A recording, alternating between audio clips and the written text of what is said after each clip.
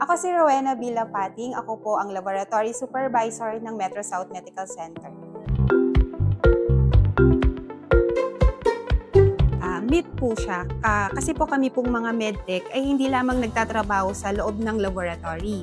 Nakikipag-usap din kami sa mga pasyente kapag kumukuha ng dugo o specimen at nakikipag-coordinate kami sa lahat ng healthcare team para sa tamang diagnosis o gamutan.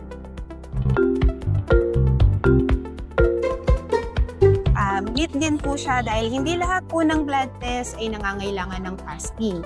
Ang fasting ay kailangan lang kung specifically nire-require po ng doktor o depende sa uri ng test na ipapagawa. Katulad ng fasting blood sugar na nire-require ng 6 hanggang 8 oras na fasting at ang lipid profile naman ay 10 oras. It's a facts po. Mas mabilis talaga po ang urine test kaysa sa mga blood test dahil hindi naman ito nangangailangan ng extraction or special process. Kadalasan diretsong nakukuha at natetest ang urine samantala ang dugo ay kailangan kunin po sa ugat at i-prepare at dumaan sa detalyadong pagsusuri.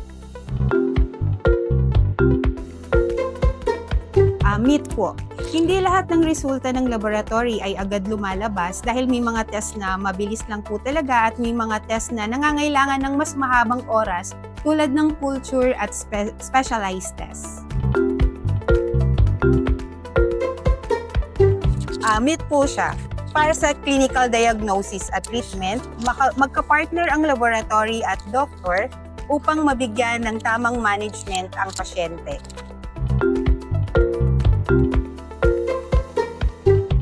Kami pong mga medtech ay isang lisensyadong professional sa laboratory field.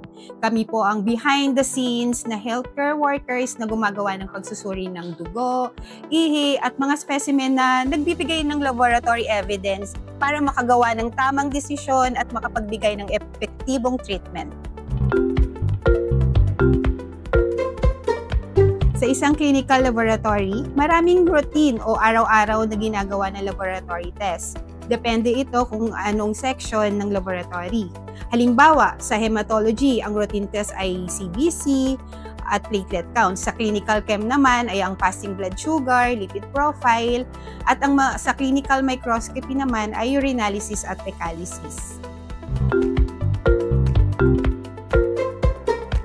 Napaka-importante ng accuracy ng laboratory results sa treatment ng pasyente dahil nakabatay ang karamihan ng diagnosis at pagbibigay ng wastong gamot sa pasyente sa resulta ng laboratory test.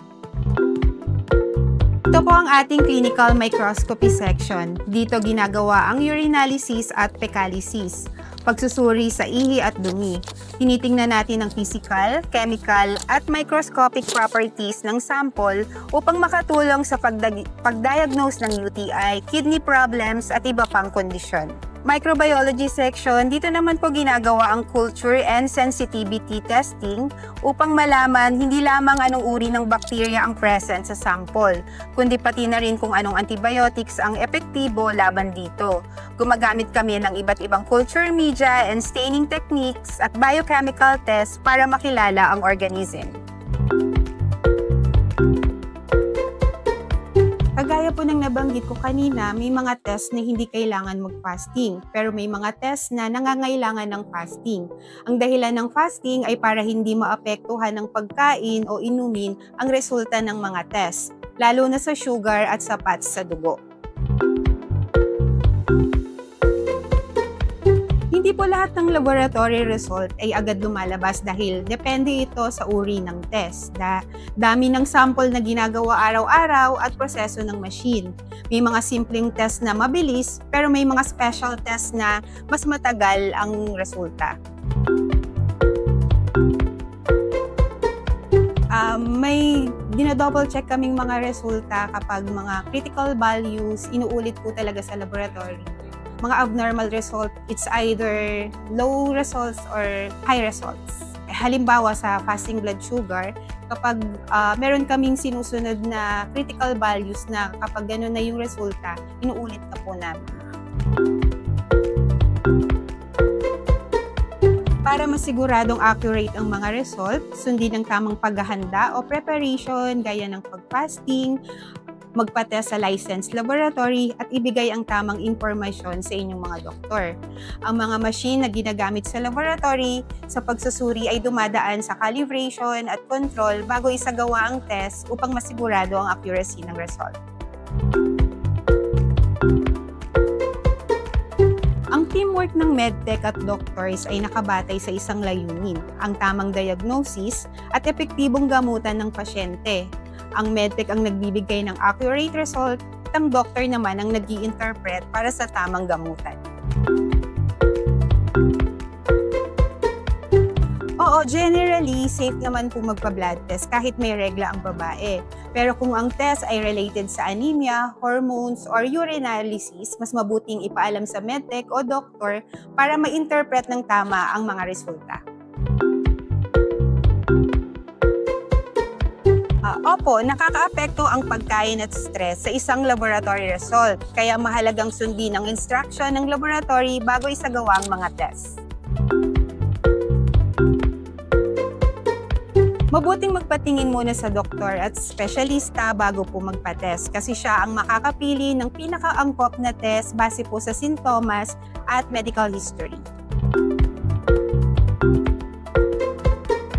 Oo, pwede naman i-email ang mga resulta para mas convenient makuha ang result, lalo na kung routine test lang naman. Ngunit ang mga test na kailangan ng personal na pag-claim, mabuting magtanong sa laboratory kung ano ang mga examination na ito. Una, huwag matakot magpa-laboratory test. Ito ang susi para maagapan at maiwasan ng sakit. Pangalawa, laging sundin ang mga instruction ng doktor bago mag-test para i-sure na tama ang resulta. At pangatlo, ang kalusugan ay teamwork. Pasyente, doktor at medtech sabay-sabay nag-aalaga. Kami po sa laboratory, maganda po yung teamwork namin dahil lahat po kami assign po first section. So, bali, lahat po kami may kanya-kanyang work na designated first section. So, alam po namin lahat kung ano yung una at hindi namin gagawin. Yes po, dahil dito sa Metro South po, kalusugan po at priority po talaga ang mga pasyente.